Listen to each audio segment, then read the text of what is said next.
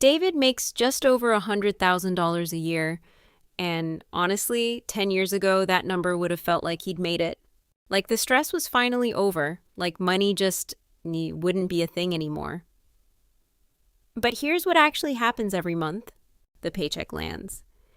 And within a few days, it's basically gone. Mortgage, car payment, insurance, groceries. The subscriptions he keeps meaning to cancel. A few things here and there that felt completely reasonable at the time. And then he's sitting there, account nearly empty, waiting for the next one. This isn't a story about someone who's irresponsible. David isn't out there buying boats or gambling his money away. He's just living his life. A pretty normal life by most standards. So why does it still feel like this? The easy answer is that he just doesn't earn enough. That if he could bump that number up a little more, everything would click into place.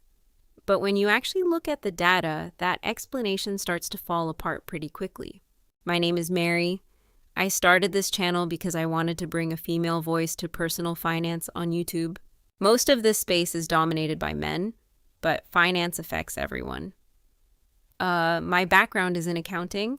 I've spent years looking at real financial behavior, how people earn, how they spend, where their money actually goes versus where they think it goes.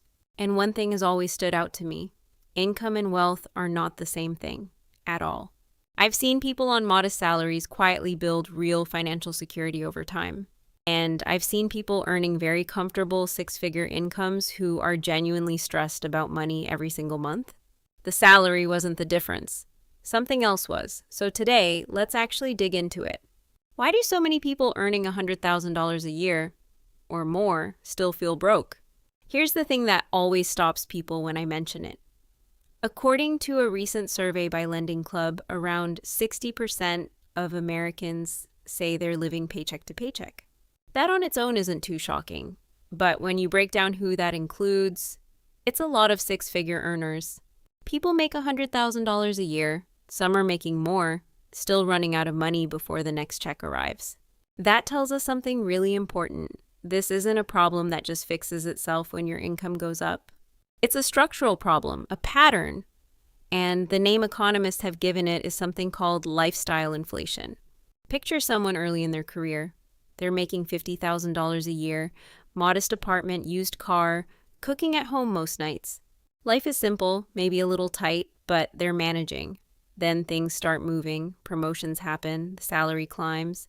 Eventually they hit six figures, and naturally, reasonably, life improves a little. A nicer place, a newer car, more dinners out, a real vacation. These don't feel like reckless decisions.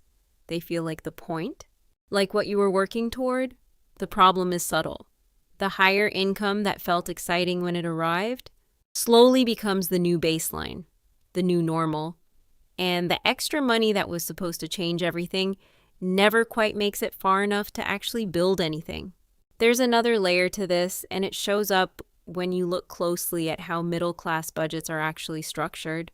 Fixed expenses, mortgage, car loan, insurance, phone plan, streaming services, childcare, gym membership.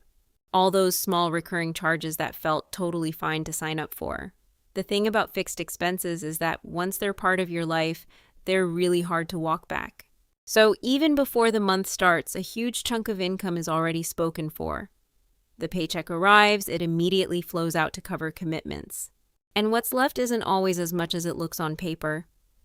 Then something unexpected happens. A car repair, a medical bill, a last-minute trip. And suddenly it all feels very tight again. The cycle just keeps going. Paycheck in, bills out, wait for the next one. There's a psychological piece to this too, and I think it's one of the most underrated parts of the conversation.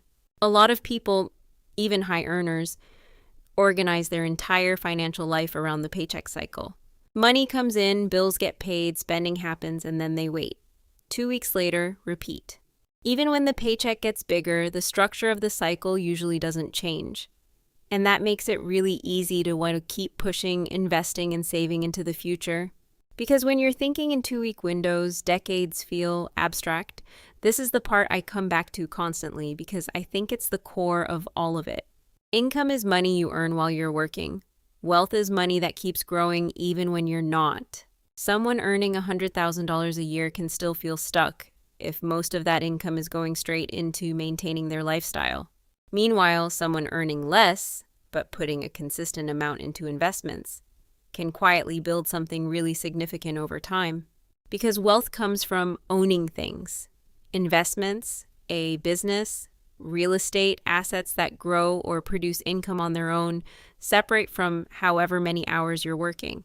Let me show you a simple example because the numbers here are kind of remarkable. Say someone starts investing $500 a month into a basic index fund. Broad stock market indexes have historically returned somewhere around 8 to 10% annually over the long term. At that rate, $500 a month over 30 years could grow to roughly $1.1 million. But here is the part that surprises people. Of that over $1 million, the investor only put in about $180,000 of their own money. The rest, the majority of it, came from compound growth. From time doing its quiet, invisible work, push that out to 40 years instead of 30, and that same $500 a month becomes over $2,600,000. No market genius required, no lucky stock picks, just consistency and time. Here's what's frustrating about all of this. Most middle-class households could realistically set aside $200 to $500 a month. The income is often there, but that money tends to get absorbed before it ever gets invested. A car upgrade, another subscription, eating out a little more than planned. Small things that individually seem completely harmless. Over decades, though, those small decisions quietly consume the exact money that could have built something lasting. And there's one more thing making this harder: social pressure. In a lot of professional environments, your income comes with lifestyle expectations attached. The neighborhood you live in, the car you drive, the trips you take. These things signal success, which matters to people, and that's human and understandable. But they also lock in financial obligations that are very hard to reverse. And once those expectations are set, scaling back feels like failure, even when it would actually be the smarter move. So the pattern holds. Income goes up, expenses follow, wealth stays flat. For most people who actually break this cycle, it doesn't happen because their salary hits some magic number. It happens when the question they're asking changes. Instead of, "What can I afford right now?" they start asking, "What can I build with this?" That shift sounds small, but it completely changes how a paycheck feels and what it gets used for. It stops being just spending money and starts being a tool. And over time, the assets those tools build start doing work in the background. Quietly, consistently, whether you're paying attention or not. Earning $100,000 a year is genuinely a big deal. It represents a lot of work and progress for most people. But income alone doesn't create financial freedom. What actually builds wealth is usually a lot quieter. Consistency, ownership. Investments that keep growing long after the effort that funded them is done. So, next time your paycheck hits, try sitting with a slightly different question. Not how long will this last, but how much of this could start building something? Because the biggest financial mystery usually isn't that people aren't earning enough. It's that even really good incomes have a way of quietly disappearing. And once you see that pattern for what it is, you start looking at money very differently. If you want to get started with investing, I've linked a few trusted brokerage platforms in the description. Options that work for people in both the US and Canada. You don't need a lot to begin. Even small amounts invested automatically and left alone can grow into something real over time. Thanks for watching. And remember, money gets a lot less intimidating once you understand how it actually works. So keep asking questions, keep learning, and keep going. Until next time, decode it and make it work for you.